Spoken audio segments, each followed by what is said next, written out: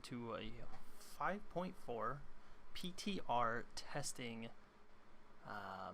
simple guide. And some of you are probably wondering, what is a simple guide? Well, simple guide basically is I show you the fight, I show you me doing it, and I'm going to go over mechanics that you have to deal with as a ranger, healer, range DPS, or a healer.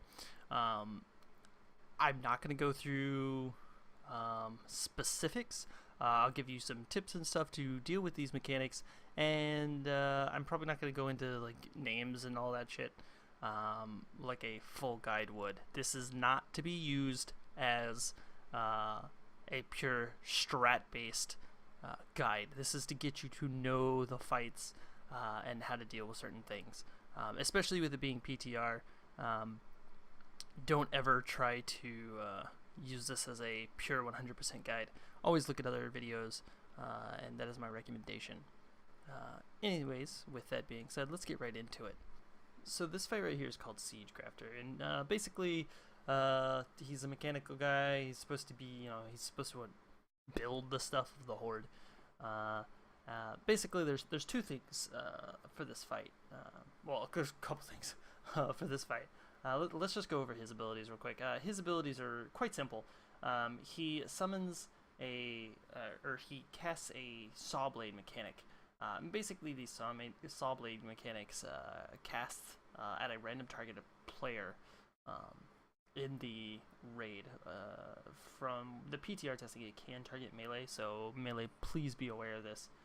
Be very, very careful. And what he does is he'll target a random player, and then he will cast. And then when he finishes his cast on that player is when he will chunk the saw blade out at the targeted location of the finished cast. So please be aware, just because you immediately get targeted and you start moving does not mean that you're going to be able to dodge the mechanic. You have to wait until he finishes his cast to move. So don't move unless you absolutely have to, kind of thing. The next thing he does is he summons a little minion to aid him. And basically this minion does a couple abilities of its own. And one of those things is every time he gets near the boss, he will heal. And you don't want that to happen. He also does a little AoE slam on the ground. And it does damage. You kind of the off tank kind of wants to dodge it. You'll be able to dodge it. You should be able to dodge it. And you will be good on that. Now he also now the thing about this little mechanical assistant is he is going to have a lot of health, and it's something you're not going to want your DPS to even switch to. He is affected by the abilities that the boss does, or that his minions do, that you'll find out here in a minute. And so the goal is for the off tank to get him to be hit by the abilities. The saw blades, as you can see, they stay in position for quite a long time. I don't know if there's a despawn time. We never got that far into the fight. So you can tank him in the saw blades if you want, and he'll take damage from those. And then he'll also get targeted by a laser beam, which I'll tell you here in a minute about. So you're definitely going to want to be able to have your off tank get the guy hit by abilities. One problem that a lot of people were complaining about this fight was that the robot didn't have a huge hitbox, so it was very hard to kite him into the abilities and take damage. Little tip, don't bother with the saw blades. Do the fire that the laser beam will leave on the ground, and he will take a lot of damage from that and die. And your tank should be able to stay out of the fire and not get killed. Now he also, the boss himself, and I believe the robot as well, they leave two different debuffs, but it's a stacking debuff onto the tank. Think kind of like Primordius. And basically, the debuff lasts a minute long. So your main tank to pull will be the tank that tanks the ad as soon as it comes out. He's going to take a stacking debuff. You want to take it up a couple times, and then you'll have a taunt switch, and then that tank will go tank the ad. And then you'll be basically taunt switching throughout the entire fight. Now, the gigantic mechanic of this fight is you see tubes around the room, and basically there's 2 conveyor belts. Now the side tubes will take you to the conveyor belts. You'll want to have a DPS team go onto that conveyor belt, whether you have good DPS and run 1 up there, or if your DPS isn't strong, you may want to bring 2. And basically they're going to jump onto the conveyor belt from the in hole, and then they're going to kill the robots that are on the conveyor belt before they get to the out hole. Anything that if these robots get to the out hole on the conveyor belt, then their abilities will activate, and it is something you have to deal with inside the fight. Now, you send a team. Now these robots are gonna be doing 4 different types of abilities that I noticed for as long as we got into the fight. One of these abilities is I'll go over the main ones that you're definitely going to deal with. Mines. One of them's our little mine bomb guys. And think of them like the little bomb guys in Mario.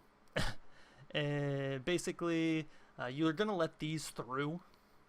They're going to target a random person in the raid, and then they're going to fixate on them and run towards them. Just have your range DPS hard switch to them and kill them. There was a big complaint that melee weren't allowed to switch to it because they would randomly target a person. Now I'm thinking it's because whoever was targeted dropped aggro, used a threat drop, whether it been invisibility or ice block, fade, anything like that. I would definitely recommend that's something you don't use on this fight unless you absolutely have to, and definitely don't use it if the bomb's fixated on you. The next one's going to be laser beams. Now these laser beams, now you're going to let this one go through as well, and I kind of explained it earlier. Once again, it's going to target a random person in the raid, and then they're going to be dragging this laser beam around. Now this laser beam, if it touches you, think of it like the death beam in Duramu. You're going to die. But now it also leaves a fiery trail behind. And this fiery trail is something you're actually going to use to your advantage. The off tank is then going to take the ad and move it over into the fire and let it get damaged. So you're definitely going to want that out because it's the easiest mechanic to kite the mob into. Now please be aware, I did not see it targeting healers, but I could be wrong. I also didn't see it targeting melee. Now, this could be a double-edged sword because monks don't get counted as ranged. This could be just, I didn't get targeted because I'm considered a melee. It obviously does not target melee as of right now, so it's something you don't have to deal with. Now, the 2 abilities you're actually going to want to stop from happening are 2 very, very... as far as this tuning goes, are pretty much raid wipes. One of them is a magnet. Now, if you don't kill the magnet, basically when it comes out to the other side, it's going to activate, and it's going to drag everything, like any metal shit, to him. This includes the saw blades.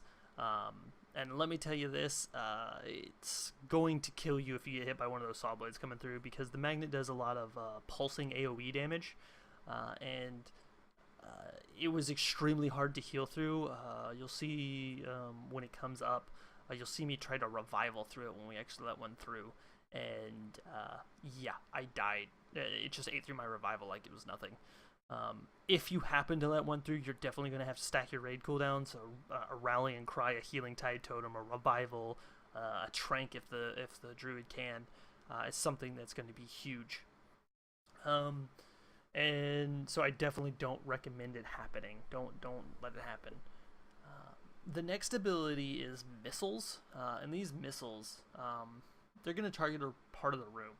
Basically, they're going to land on that side of the room.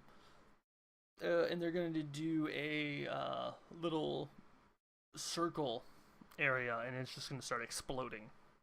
Now there is a way of dodging these, but it's a gigantic DPS loss. It's a gigantic healing throughput loss. It's just something you really don't want to have to deal with throughout the entire fight. So don't deal with it. Just kill it and be done with it, because it will end up covering the entire room. Kind of think of it like protectors in Terrace of the Endless Spring. That lightning ability that he does, and if you get hit by one of those, you're dead. It's definitely tuned that way where you cannot survive it. So those are the abilities that the robots do. The only other ability that you're going to have to deal with is the AoE explosion he does. Him and his ad do occasionally.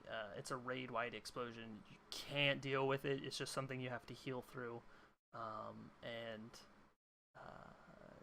you may have to use, if people start getting hit by something else, you'll end up having to